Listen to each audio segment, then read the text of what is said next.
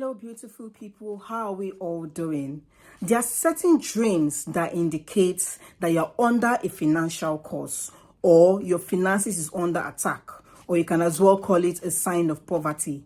Please, once you see these dreams, do not overlook them at all, okay? My name is Evelyn, Africa's favorite Christian relationship and marriage counselor. Please don't forget to hit the subscribe button, give the video a thumbs up, drop a comment, and share so that so many people can learn, okay? Sign number 1. If all the time in your dream, you see yourself picking up money from the floor, either coins or notes, is a sign that your finances is under attack. Within that time of your life, if you embark on any business or projects, you might lose all your money if God does not show up for you, okay? Sign number 2. If all the time in your dream, you're collecting dirty or torn money, torn notes, is a sign that your finances is under attack. If you are not careful within that period of your life, if you're a businessman or woman, you could lose all your money. You just realize that your business is not moving. Your money is just going. Let's be very careful, okay? Sign number 3. If all the time in your dream, you see something biting your right hand, or someone biting your right hand, that thing biting your right hand is a devourer. It means that in reality, anytime you collect your money, you just realize that someone in your family is sick. All your money has to go for treatments. Or you realize that you're being scammed. All your money is gone.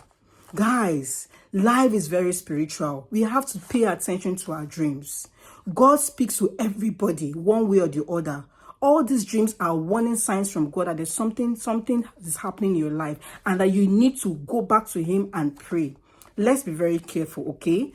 Another sign is that once you're seeing rotten fruits in the dream, if you're seeing rotten apple, rotten watermelon, oranges, is a sign of fruitlessness. Within that time, if you embark on any project, that project, if you're not careful, it might not just work out. You just realize that all your money is gone. Your business is gone. All right? Okay, there are many reasons why our finances can be under attack.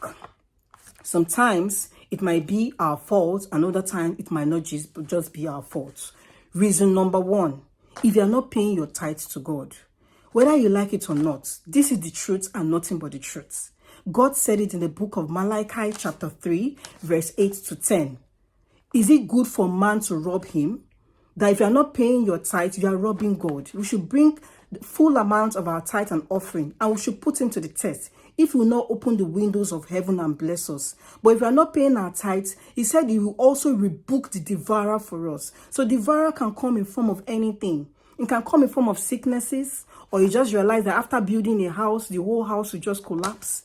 But once you're paying your tithe, you're telling God that, Father, I'm securing all my properties. I'm securing my family. I'm securing my finances. Okay? Let's try as much as possible to obey and pay our tithe to God, which is just 10%. All right? Reason number 2.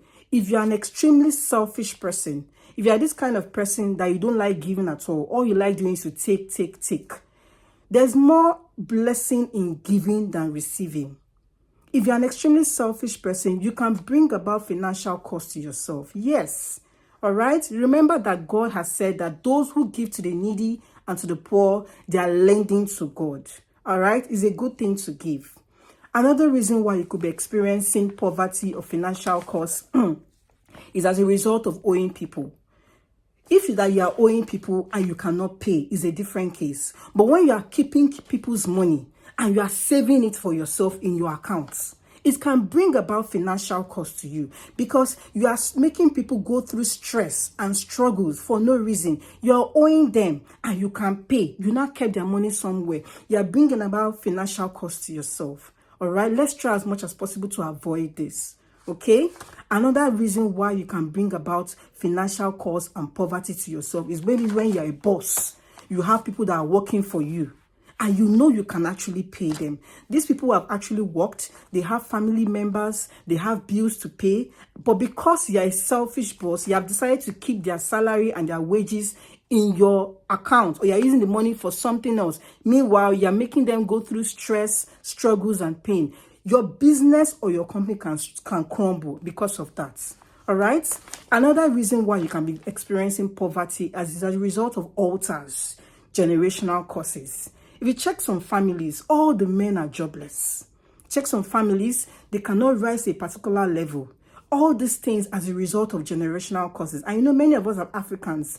Our forefathers have done all sorts of things, worshipped all sorts of gods, made covenants with all sorts of idols. All these things are speaking against our generation. So cases like this, you need to go for deliverance. You need to face those altars and break those yokes so that you'll be able to get jobs and be able to feed your family. Okay. All right. So now what are the solutions to all these problems? Yes, there are certain solutions. There's no problem without solution in this life. Number one, pay your tithes. When you pay your tithes, speak God's words. Give his words back to him. Remember, God said that he will rebuke the devourer for us. He said it in the book of Malachi chapter 3, verse 8 to 10, that once you pay, if you are a faithful tither, you can use these words and challenge God and say, Father, remember you said this in the book of Malachi chapter 3, verse 8 to 10, that we should pay our tithe, you rebuke the devourer, and God will answer, because our God, he does not joke with his words. He honors his words more than his name. Okay. Solution number 2, try as much as possible to give to the needy. I know there are sometimes we don't really have enough, but with the little we have, once in a while, it's good to reach out to the poor, because by reaching out to them, it pleases God and it brings about financial blessings to you. Okay.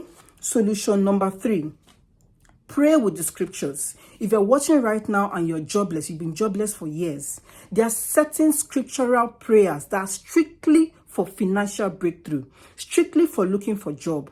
Don't just pray alone and sit back at home and expect a miracle job to come to your house.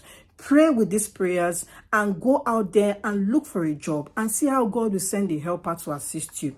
Some of these prayers, Psalm 37 verse 19.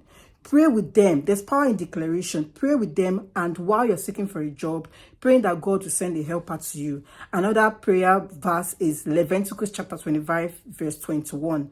Another one is Malachi chapter 3 verse 8 to 9. Another one is 2 Kings chapter 4 verse 42 to 44.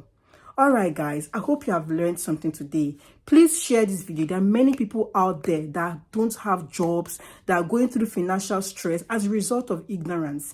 You can help them by sharing this video. And remember that God loves you, and I also love you too. Take care.